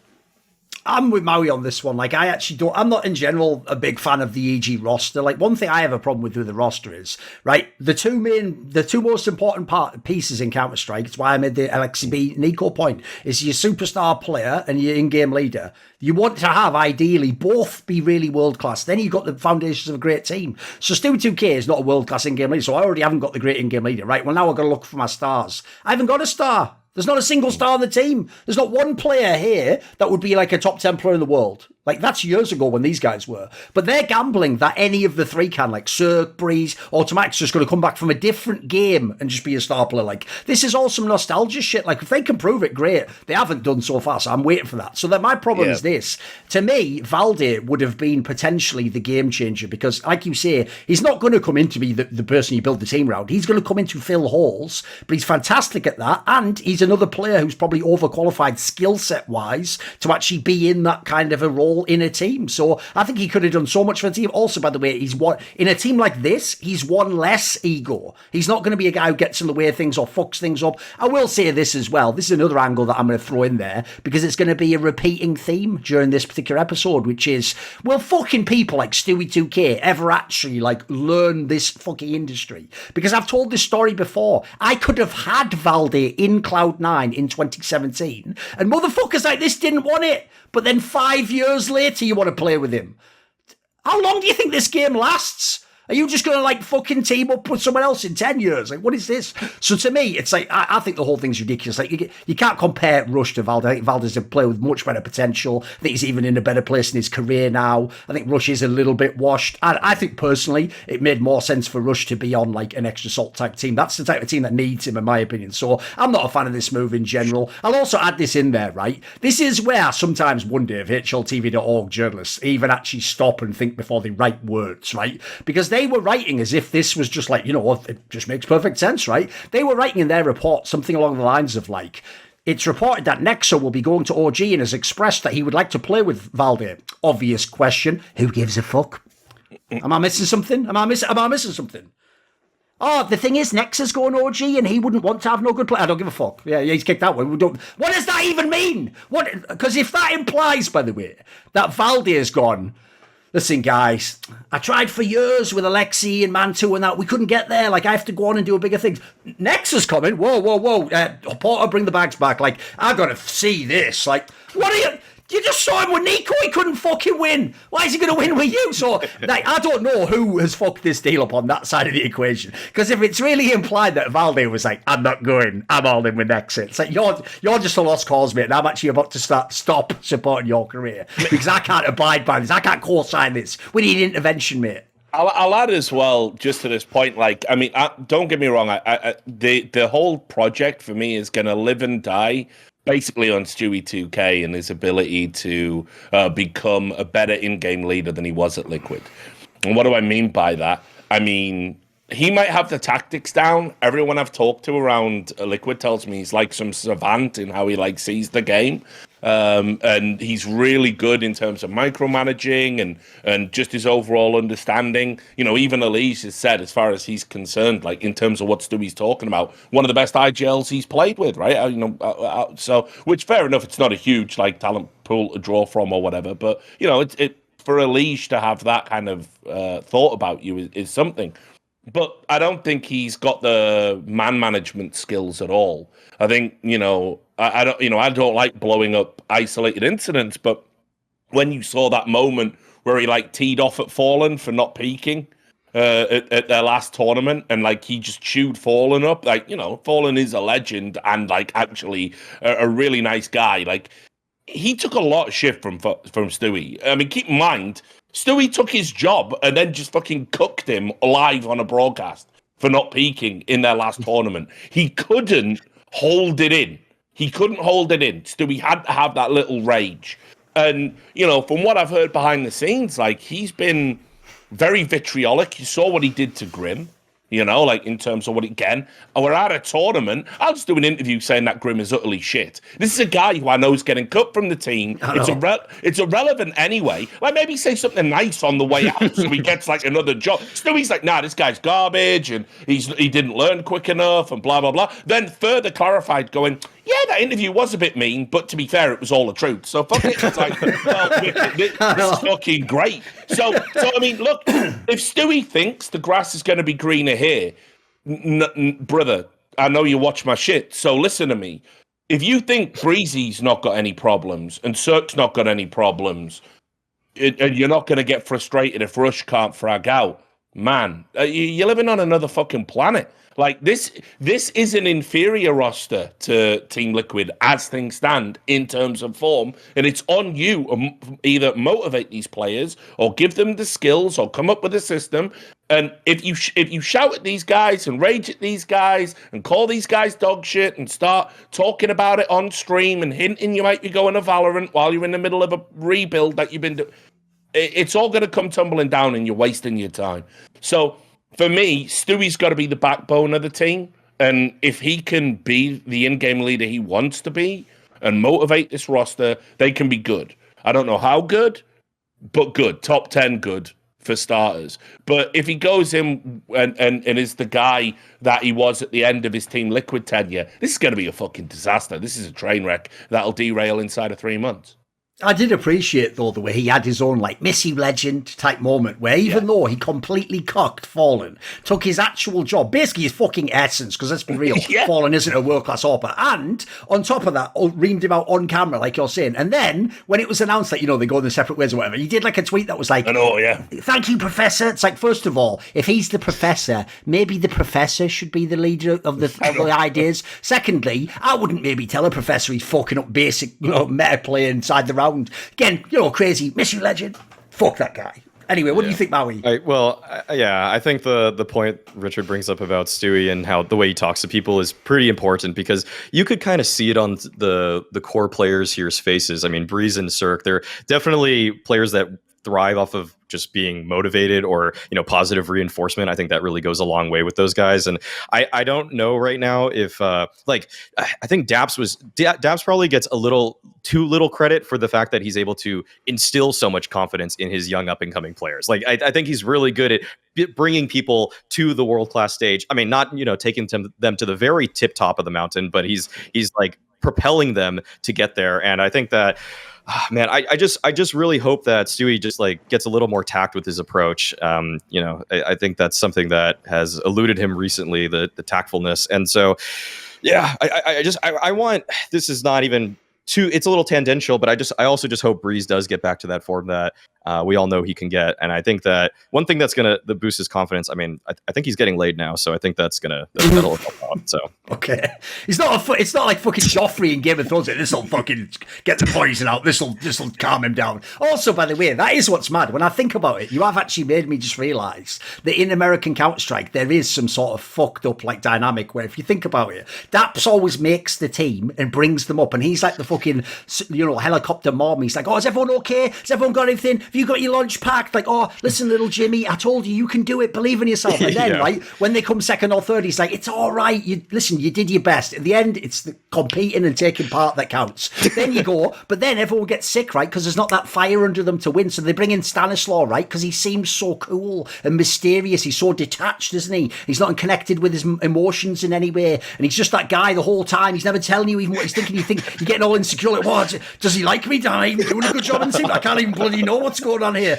And he's just not there, nothing, giving off that Sigma male grind set. Like, mate, it's actually ridiculous. And then eventually, of course, though, just due to years of emotional neglect, eventually you don't have any trust. You think he's just fucking around, is his heart in it? Does he actually love you? I need to know who we are, Stanislaw. Are we actually a team? Like, that's the problem. In the end, it just becomes, one too much of the other. So where are you going to go, Stewie? That's what I need to know. Because actually, a real point I will say is this. I will say that is an area where Stewie 2K, people take for granted because he was IGL, that he can be a leader like that. This is the problem. If they say tactically he's doing a good job reading in the game, basically, okay, I could believe that. The problem I have is this, and by the way, I'll also say, you'll notice a new trend, which is that entry fraggers actually now tend to be pretty good in-game leaders. Makes me wonder if the fact that that role isn't just like run through a brick wall anymore means that they've also got a different perspective on how to open the round. Interesting sidebar. But what I'd say on this one is, I think that's the issue, is if you look at who Stewie was in a lot of his teams, he was like the younger brother of these people in this analogy. He was like the kid brother you have who's up and coming. The idea he's like the leader now is like, mate, like you aren't going to be the leader of Fallen. You aren't going to be the leader of a league. Like, these guys were there before you, mate. You're going to have a really hard time winning them over and making them naturally think you're the leader. So that's always a tough transition, in my opinion. I will say, I think the cerebral side of entry fragging has been undersold by people like Freakazoid, who were just meatheads and just literally just they would carve it out as if it's like this run. I'll just do whatever Sean tells me. Exactly. Yeah. It's like, but that's not how every round is structured. That you have to just run in on and execute full flash, just backwards bunny hopping out. It's like, there's a lot more nuance to it than that.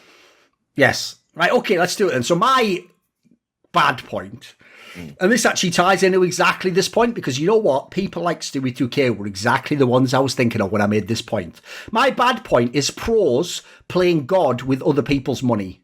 So this ties into this EG lineup they're making. So what you're going to tell me, Maui Snake, is that when Stewie 2K, Automatic and Rush won the fucking World Championship of Counter-Strike, Stewie 2K goes, don't think I'm going to stick around here, Jack, actually. World Championship ain't enough for me, mate. I'm going to go and play with Fallen and all those boys because I like to win. Oh, fucking hell. Oh, my God, what an incredible take. So then, 3 or 4 years later, you're going to remake that same core? In what right, by the way, what core in the history of Counter-Strike 3 or 4 years later is ever going to be as good or better?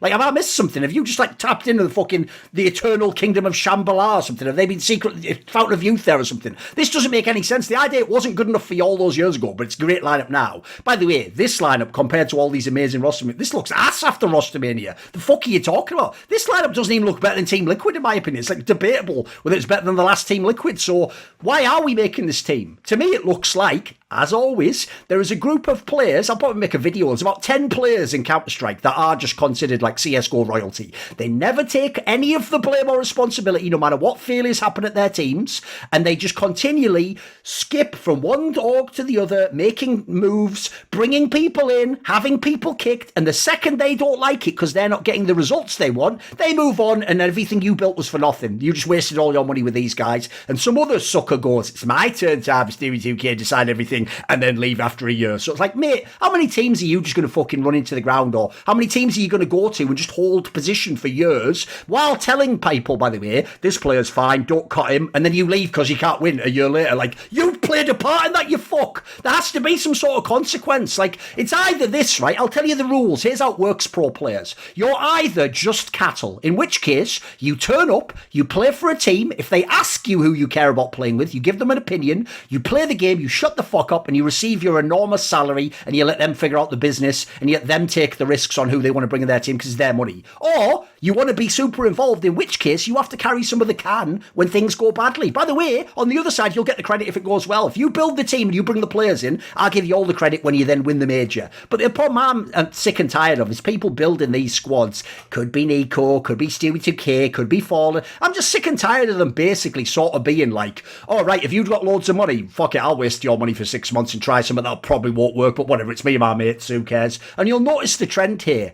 All these teams are like, I'm bringing in this guy who's my friend. It's like, just bring in fucking players. It's a sport, you idiot. It's not a fucking LAN party. It's a fucking sport. Like, why are you bringing friends into teams and then going, I'm going to have to leave this team because I've got a better offer from another team now that I've run this team into the ground. And guess what? Their team's better because they don't have players like the ones I brought in. So I'm going to go and leave and play with them. By the way, fuck you. Like, I'm just sick of this whole attitude because, like I say, the one set of people in the whole industry who don't lose money unless they used to play for MIBR, lol, actual fucking fucking lol at UKNG and TRK. Zero fucking brains is what you have anyway. Aside from them, everyone else just makes money as a pro player. So the idea that people getting paid a king's ransom are just fucking being frivolous with basically that money I think it's outrageous. People can take whatever take they want on this. Obviously, that's a pretty impassioned rant. You don't have to agree with me, of course. No. I think that one of the good things that we've sort of seen emerge that's kind of quietly gone on behind the scenes is finally like you've got adults in the room when it comes to rosters, in the sense that we've got coaches that have autonomy. You know, you think about like stories over the year, like X-Taz gets to drop Apex because he's fucking, you know. I mean, I guess just being an arsehole. I mean, that was the vibe, yeah. Yeah, that was essentially what it boiled down to. And, you know, Zonic as well. You know, he's a guy that obviously has that authority. You've got guys like Carlos, you know, as an owner saying, listen, you know, these are the players you're getting, Nico. I don't give a fuck. Like, I'm going out and I'm doing it. And it has to be like that because, unfortunately, when it comes to players making decisions about who's on the roster, like, I know everyone assumes that players like understand every aspect of the game and they're all like geniuses and anything a player says has to be 100% right all of the time. And if a player ever says, hey, you don't even understand, you just have to take it as gospel, then that same player will go out and pick up some absolute washed fucking bum who couldn't possibly do anything on the roster that player's on. They go out and they pick them up. Or they say, oh, this guy could be a really good coach. I mean, all you need to know that if it wasn't for Carlos, you end up with like Emmy as a fucking great example. Exactly. You know? Yeah. Like, what's this guy ever done to be the fucking coach of the number 2 team in the world who want to kick on and be the number 1 team? It's a fucking joke. So, yeah, like, totally, one of the good things that's happened in the scene is we stopped letting, some parties stop letting players dictate ridiculous rosters and coaching moves and staff moves. It was a big problem in League of Legends as well. When that first moved into an esport, every washed-up player that couldn't hang anymore was being given a paycheck just to go and fucking live in a team house with their mates. You don't want that shit. It's meant to be a sport. I will say it's maybe an alternate angle for this, or opposing one, is that maybe it's good that CS has reached the point that people can just piss away money like that. I mean, the NBA, you know, notorious for just awful contracts for people like the, you know, like the shit eating grin like Westbrook has when he goes to the Lakers or something, when it's just like he's on the worst contract ever. I kind of like that there's heels in the CS space in that sense. I will say like 0-0 Nation, you know, it's fun. It's fun that it's kind of fun in a way that we can root against him so vehemently. And I'll say that like the envy saga, I think that was another really good one in this regard. Like, everybody can pile on them. It's kind of in a fun way good to have villains, but I'll say in the real ENCE, when they made that move, was a famous one, right? When ENCE had the LXEB kick, they were like the villains for a year or whatever. Yeah. So in that regard, for narrative sake, I think it's kind of good actually that people sometimes just clearly care more about themselves than even success or their org success or their team success, you know. So but in actuality, yeah, it's pretty bad that we keep seeing this kind of shit happen where people are so willing to just piss away money like that. So yeah, that's a fun point. Right, let's do it. Let's go to the last category, which is the ugly category. Richard, what did you pick as the ugly point?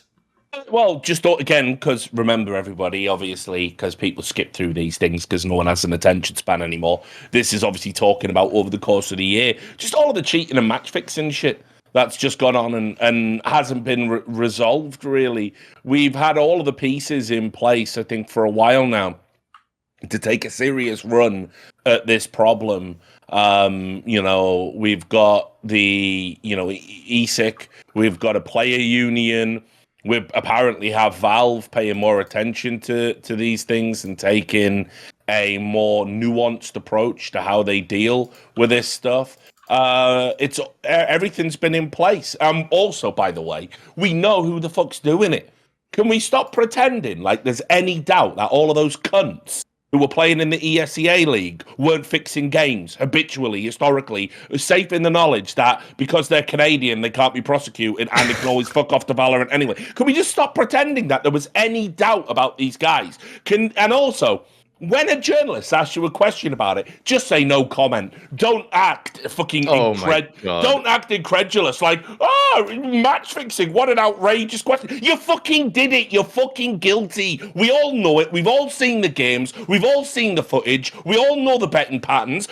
Punters, by the way, can see the shift in the odds before you do it. You dickheads are sending Snapchats to each other with the fucking shoes you bought. What the fuck are you doing? So can we just fucking stop that pretense, please? It's an insult to everyone's intelligence. So, for me, the fact that the match fixing essentially killed grassroots in NA, made ESEA a bad joke, that entire league compromised beyond belief. Then on top of that, at the tier 1 level, sure, maybe match fixing's not going on, maybe people aren't using downloadable cheats or whatever, but the coaching bug was an absolute fucking disgrace, and that was going on behind the scenes for years. And in the online era, we'll never know how many results were compromised, or what teams could have won qualifiers, or who did what. You know, it's just been a joke the last year of CS. There's been so many fucked up things that basically mean that you can't even trust the results. Yeah, and once you start doing that to a sport, is there a point? Well, no, obviously. You may as well just move to professional wrestling and just give the morons something to cheer about. So, I mean, yeah, I think, honestly, we took a massive hit to our integrity the last 2 years. And the disappointing aspect to it is we aren't punishing the guilty and the obviously guilty, and the apparatus that's supposedly there and was supposedly going to be a game changer actually hasn't really done that much, has it? I mean, E6's been painfully slow. The player union turned out to be a bad joke. And Valve, despite their constant intimation, we will take all of this very seriously, they haven't done enough to go and get these people. So yeah, it's been a rotten year for that. Yeah, I think that we've kind of touched on this topic before, but I think one angle that kind of combines multiple takes we've had on previous episodes is that it's kind of the lack of any punishment at all is something that rubs me really wrong with this, because even if they dished out a punishment, and they served that time, that would just be so much better that for me than just hoping for eventual, I guess now, karmic retribution for these players. You know, like it's not going to happen in this lifetime that they're getting punished. But I'll think of a case, you know, more kind of in the last few years. There was Effies and Strong Legs did some match fixing in 2018, but they served a punishment. And this is all public information. This isn't new. This shouldn't be news to anybody. And now they're on V1 and Renegades in the Valorant space. But and the thing is, no one really has to bring up the fact that they did that. You know, but because there was a punishment. To be fair to Strong Legs as well, just for the purposes of the podcast, you know, he only bet on games that were fixed, and I think he always maintained his innocence, even though he took the punishment because he was like an ESEA caster and they wanted to sort of distance themselves. So, you know, make of that what you will. I don't buy his story. I've said that much, but, you know, he didn't play in the games that were fixed. He just placed he bet on them. Okay. Yeah. So, but to me, just the fact that there was a punishment, they were dealt, they served that time. Yeah, is just such a better position than what is, you know, the people you're referring to, Richard, in the Valorant space that are now just having thriving careers and never served any time. They never that sets the worst precedent, because it makes people think in the future that they can be that could be them in the future. If anything, it almost bolsters their brand just a little bit, because people will hate watch them a little bit, and they might, you know, Stockholm syndrome themselves into actually liking those people as streamers, and then that can just the fact that there's just what never. What you've got to look forward to, Maui, is of course the big wave of they're not really guilty. What's your evidence? You know, and it's like, guys, we have to get to a point where you believe your eyes at least. You believe data, at least. Because this is exactly what we had going right back to the iBuyPower. If anyone watched that game, you know they were playing to lose. And yet people maintained, they just weren't trying, they were tired. What's wrong with having fun in a match? You can't turn up and not play anymore, because it's all betting sponsors. Someone somewhere gets fucked if you do that as a player. So, I mean, look, the fact that it's just been so obvious for so long and no one's done anything. I mean, for fuck's sake. Just an embarrassment. I'm embarrassed for ESL. that you're telling me you couldn't detect like match fixing. You're telling me you're not set up in any way to stop that. You're telling me an admin can't watch that game and see a team. There's this one team that always has disconnects whenever things are going bad. Or wait, they were 12-0 up, and then they decided to start running through Molotovs and jumping while you can't figure this out. You need me to draw you a fucking diagram of what's going on in these games.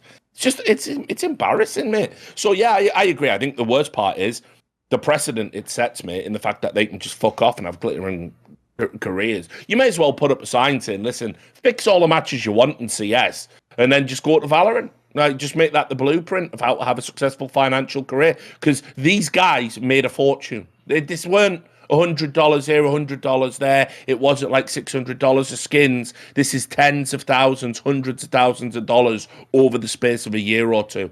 It's shocking. Shocking. I don't have too long a point on this. I would say, first of all, I just hate the fact that Counter-Strike is so heavy, thanks to all this stuff the last few years, is so heavily associated with forms of cheating. Sometimes literal cheating even. Like, I hate the fact that that's even mixed in with the ambience of what the game is, because I think of other games in the esports space, Call of Duty, League of Legends, Dota 2, where are the cheating scandals in these games? Listen, there's match fixing. Notice I didn't include match fixing there. Like, you might think, what about match fixing? The difference is, the joke is this. Match fixing is a big deal in CSGO because we actually care about it. In every other esport, nobody cares about match fixing. In fact, in certain games, cough, cough, Riot Games, cough, cough, Blizzard Activision, they almost explicitly avert their eyes. It's like fucking Don't Look Now. That should be the title of the fucking match fixing documentary for Dota 2 or for fucking any of those games run by these people, because in those games, spoiler, there's a certain country that exerts influence that has the same name as a female wrestler from the Attitude Era, spoiler, right? The problem is, in those games, they're just corrupt by default. It's baked into the mixture. But the cheating aspect, I never hear about it in those other games. Like, there's never even any debate, like, is this new guy who's coming up in Call of Duty, is he cheating? Like, that's not even fucking discussed. So that's one thing I hate. I just feel like it taints the game a little bit. I will say the obvious distinction is this game dev of CSGO doesn't really do a hands-on approach. The other ones basically have like an iron fucking fist and just rule from the top without mercy and will just ban you forever. And obviously they can do it. They don't even try to do it on legal grounds. They just ban you if they don't like you in terms of service. So I do think that sucks. I'm not a fan of it. Obviously it's a pretty good point for an ugly point. Right, Maui Snake, let's move on there. What's your ugly point? What did you pick for this? This is actually hilarious. It's not even ugly, but go on, tell me. Well, my ugly is Nifty's twit longer that he recently released about him quote unquote growing into new paradigms. And I'll just say this: if you search something on Google, like a phrase like grow into new paradigms, yes, in quotes, it has 14 results. Like, that just kind of like, this just reads to me like some, I don't know what tip Nifty went on recently, whether it's a ayahuasca shaman journey or something, or they probably just discovered psychedelics, honestly. Yeah, exactly. It does read like that a lot, or he's just become somehow a really big fan of free thinker Kyrie Irving types. I don't know, one or the other. It's just something. So for people that don't have the context about this, I mean, Nifty just released a twit longer about his free agency, and as opposed to just saying I'm gonna get better, I'm going to work hard or anything like that, he has to talk about how he went on this self-discovery introspective journey. And I think he used paradigms at least 4 times in this one like 2-paragraph little TL. Like, I don't really know why he decided to put his mind out like this. It's just like a really ridiculously written work from him, and I think that like everybody in the comments were like, okay, he's super high or something, but I think it's almost like, to me, there's like a deeper issue with how he even put this out that just rubs me in a way where it's like, I don't know if Nifty's ever coming back because of this.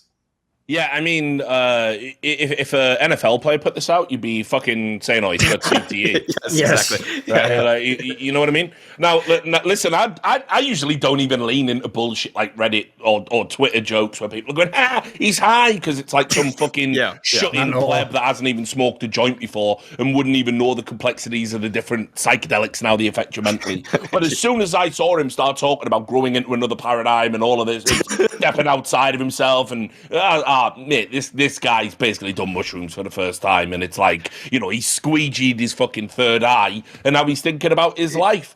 No, but I agree. Why would I go and pick up Nifty? Why? He hasn't even been playing for the past year because Hastro is such a deluded, deranged narcissist. All it takes to be on his payroll is like, say you looked up to him when you were a kid, and that's like, you've got a job for life. Yeah, I'll have it. You know, he's like Mike Tyson with his fucking entourage of just bums and sycophants. Like, how nifty he's been getting a salary this whole fucking time. Yeah, he's not even playing. You don't even have a team. What are you paying him for, Hastro? You don't have a team. Why was he on the payroll? You cut everyone else. Why not him? And that's why, obviously. And so he hasn't played. He hasn't done anything. All of his teams are garbage. All of the people that used to play with Nifty, by the way, have gone into the NSA and said, fuck that guy. He's an absolute cunt. So, and then we're still waiting on the quest for the one good esports twit longer. It's like that fucking meme, isn't it? Like, you know what I mean? It will be today. It won't be today. These players you have got, just let an adult or someone, you know, who's not spent their entire life trying to get good at a video game, someone with a bit of, you know, social intelligence, dare I say, let somebody like that just look at your twit longers before you put them out, because you can't unring the bell. Once it's on the internet, at best you end up like this, and it's an absolute fucking meme. I mean, that's probably going to have career ramifications if we're being honest about it. But at worst, you completely fuck yourself forever, irreparably. No one cares about you growing into paradigms, you daft cunt. Say thanks to fucking Envy. Thanks for keeping me on the payroll when I wasn't even playing for a year. And then I'm looking for a new team. That's it. Maybe in Valorant, maybe not. That's all you had to say. No one cares about your shamanic journey of self-discovery or how you've evolved as a person. We just know, can you still bang heads? Evidence suggests not. What a fucking absolute moron. Jesus Christ. It is perfect, though, I've got to say. Like, the idea that the way that the CSGO division ended in Envy is like, it's almost like the joke became like meta-contextual, referring to itself, because it ended with not enough players to make a real team, and Nifty being paid to not play Counter-Strike. That's the theme of the entire division. Perfect. You couldn't literally make a more hilarious way to encapsulate that entire journey. Then here's the thing, though. I've got a different take than you guys, because I actually got the other vibe. I got the vibe that this is like when someone who's a midwit writes an essay and they go, "No, this isn't going to fucking go over well." Right? Get the thesaurus.com out. Right? I've got to change as many words. Exactly. Because, by the way, and I also, in similar fashion to you, Richard, I'm somewhat fucking hesitant to even make that comparison, because if a moron ever says to me or you, he's got a thesaurus out, that's when you've just used like a perfectly normal word that like they're just a moron and don't know. But this is the reason why I'm making the distinction, because when someone who is actually intelligent uses a word you don't know, the reason why it doesn't sound jarring is because they learn those words through like osmosis from reading themselves. So what happens is they're using it contextually in a way that makes sense. You might not get it because they're trying to be overly specific perhaps to exactly nail a vibe, right? This isn't how this reads. This reads like a lot of these words almost just seem like, why say a paradigm? Why not just say an idea? Why say this? Why not say the team? You know what I mean? It's like he's gone out of his way to make it sound weird. Unfortunately, I actually felt that it was more like either someone who's gone too deep in sort of like the Amway multi-level marketing sort of speak. It's that sort of like fucked up jargon, and or like when you're presenting ideas and you're trying to sound futuristic if it's in the 90s. So I'll read a little paragraph here. You'll see what I mean by the way I read it, right? So it's like he just goes, "Through new experiences, a distant space from where I had been previously, and introspection/learning, a new perspective emerged, unveiling itself to me in a way where it felt correct and true to continue to render my true ability in the magnificent game we call it." Like, shut the fuck up. Shut the fuck up. What are you talking about? What are you talking about? What are you, like, what is that, like, correct and true, and to render the true ability? Like, listen, mate, no. The answer's no. This isn't an Alan Watts speech on YouTube. That isn't straight fire. And by the way, mate, somehow those words mean less than the sum of their parts. Like, it's not even as good as it sounded, is it? Like, the clues were there. Did you see the tweet he put out on Christmas? No, because he's been off Twitter all this time. I think literally he's just been in a fucking, like, you know, the chamber of fucking despair or something, playing for Envy with just Hastro coming in, just giving him money and all that. Right? I don't even know what the fuck's been going on, but he put out a tweet on Christmas and it says, right, "Love, kindness, and appreciation is the path to a true and magical life. The holidays mate, it's mental. The holidays naturally seem to be the embodiment of each. Harness this energy to propel yourself into our next chapter year and watch the beauty happen. With so much love and kindness, nowhere. And then a bunch of emojis, because obviously Zoomers can't talk without emojis. What the fuck are you babbling about, you mad cunt? Just Merry Christmas. That was that. That was all you Nifty needed. sounds like Merry Christmas. Remember to love each other. Yeah. Empathy is good. You don't have to like talk about magical energies and all this nonsense, mate. He's off the fucking reservation. Real He talk. sounds like the caricature I always make about Elige, about how he's just like an old 45-year-old woman from like Sedona, Arizona, who's just got all. He sounds like that. He actually sounds like he's made the meme reality. He's going to start retweeting, like, you know, and if you have like negative energy, use rose quartz to dispel or like Subliminals. He's going to be on that crystal new age bullshit just because he smoked some weed or something. Like, you've just got to fucking sort this out, mate. But on a real talk, I hope it's not indicative of like this podcast. Oh, it'd be tragic in 6 months. Yeah, I know. If it turns out he is having like a mental health crisis and we're just banging on him. Because, you know, obviously it is like just a bad twit longer at the moment. This is a cry for help. This is a cry for help. Like, you know, like just for real, like players have got to get a fucking grip when it comes to this shit. Your internal monologue might not be suitable for mass consumption. There is a vibe where I do want to ask himself, like, Nifty, are these unveiling paradigms in the room with us? Like, you know what I mean? Like, what are you talking about? Are they speaking to you? Whispering in your ear. I mean, listen, I might reach out to him and try and get him on a show or something. Because maybe when he explains it, makes sense. But just on its face, it's like it's just a word salad. It's absolute garbage. But anyway, and if you are watching the episode, do go and read The Alchemist, rewritten by Nifty, which is his Twitter longer on Henry Nifty or whatever his Twitter account. Anyway, right, we'll go to the last one now, which is my ugly point. And this is one I noticed no one else seems to really have clued in on. What people are really failing to do at the moment, Maui, is this. They haven't thought about what the world's going to be like once we actually get all of these roster mania changes into effect. People keep thinking that the last 3 or 4 months is the form guide for the next one. So in the same way as you were saying, like, you know, big can be top 5, but I was like, the main reason they can't isn't even about big. It's about look at all these teams that are going to upgrade essentially and potentially go for the top spot. People keep forgetting because people like G2 and Vitality, even to some degree FaZe, because they're gambling to go for broke and try to go to the top. Any team that didn't do a move has to be fucking really like nailed down. So for example, if you're Heroic or you're Gambit, I get why you didn't make a move. The one I can't, and this is my point for ugly, and I've purposely put it as ugly, not bad, which is what the fuck is Nip's position after this roster mania?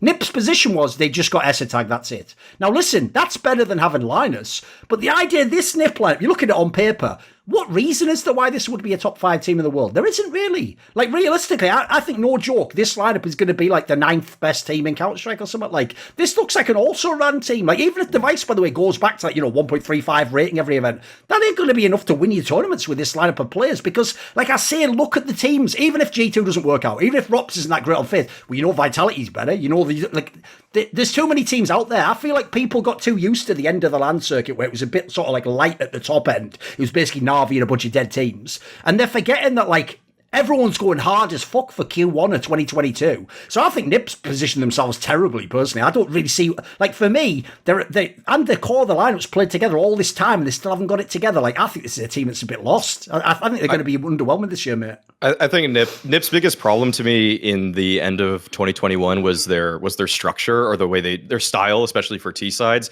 And what really... So they got rid of... Or they didn't get rid of, but they moved Threat out of the coaching role to some kind of like tactical, like I forgot his exact position, but it's something like he's going to be behind the scenes working on strats or something like that. But they need either, in my eyes, a new IGL or like, and Hampus can still stay as a player, or a coach that's just going to hammer Hampus and change whatever he's doing because their T sides are just awful. They're just super discombobulated. It's just kind of random defaults and people individually peaking in places. It looks incredibly messy. And what pains me is that I almost feel like they just need a new IGL because everything has kind of indicated to me from interviews with Hampus that he kind of has these like sociopathic tendencies where he works in absolutes like way too frequently and just kind of... In what way? Give us an example. What are you thinking of when you say that? Well, like, okay, so when he was on, I think HLTV confirmed, he said that thing about like, oh, Ancient, all you have to do is go B. Like, oh, the reason we lost that game is because we didn't go B enough. And if this team would have gone B more, they would have won. And it's like,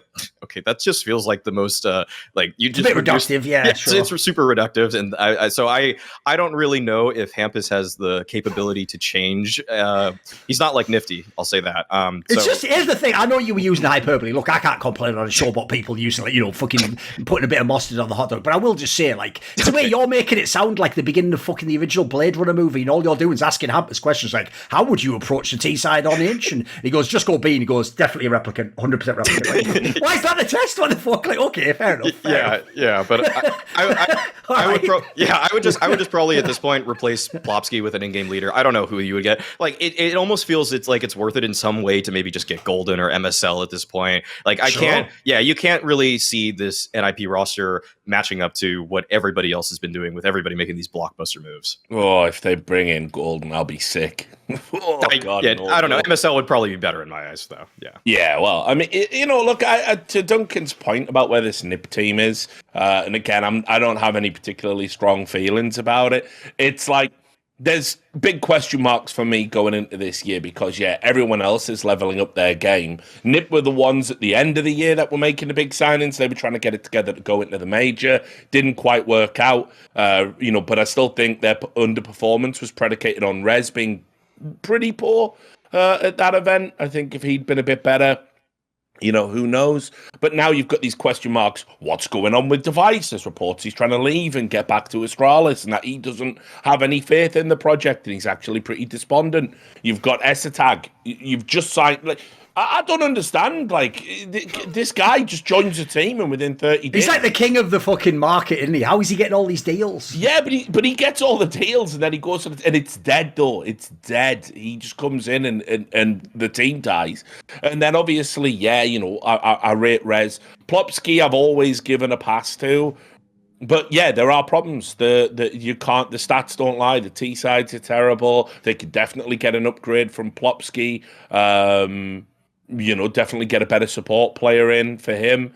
So, and maybe an IGL like Maui suggests. So, yeah, I think it's going to be tough for NIP to stay in the top 5, honestly, which is crazy when you consider, I think they got up to number 2 in the world at one point just prior to the major. So they need to have a think about what they want to do and what their vision's going to be because, yeah, Hampus for me, Maui, is a guy that usually when an IGL talks, you end up having more respect for them. And you see things from their perspective. The more interviews I've listened to a Hampus, I'm like, oh my God, you've made me look like a fucking idiot, mate. Because I've been saying you're actually low-key a good IGL for ages. And I don't know. Every time he talks, I think, what the fuck are you babbling about? Yeah. You say that, though, but what if now he comes out and he's like, we have to understand, Richard, through new experiences in an IP. I know. Growing into a new paradigm. Hampus needs to go to a new paradigm. He should take whatever he's been fucking huffing. You should go do that, Hampus. Like, yeah, here's a new paradigm for you. Get a fucking T-side going. Ridiculous. This video was kindly supported by Ahmed Hadju, Iskander, Matt Pugnatio Rakula, Toucan, Travis Goff, Adam Oaks, Animosity, Butt Pounder 420, Hades, J-Dubs, Jensen Go, Joy, Joseph Ginsberg, Kovacevic, Tobias Bernasconi, Zumba, Zyrathenia, and a special thanks goes out as always to Jerky's Minion, but also to Jeremy Dole. Do you want to suggest a topic or a guest for my content? You want to ask me a question for one of my video AMAs? Want teasers? Find out who the guests are. Would you like to take part in a lengthy esports discussion with me? Well, if so, put your money where your mouth is and join the Scrolluminati today via the Patreon link in the description box below.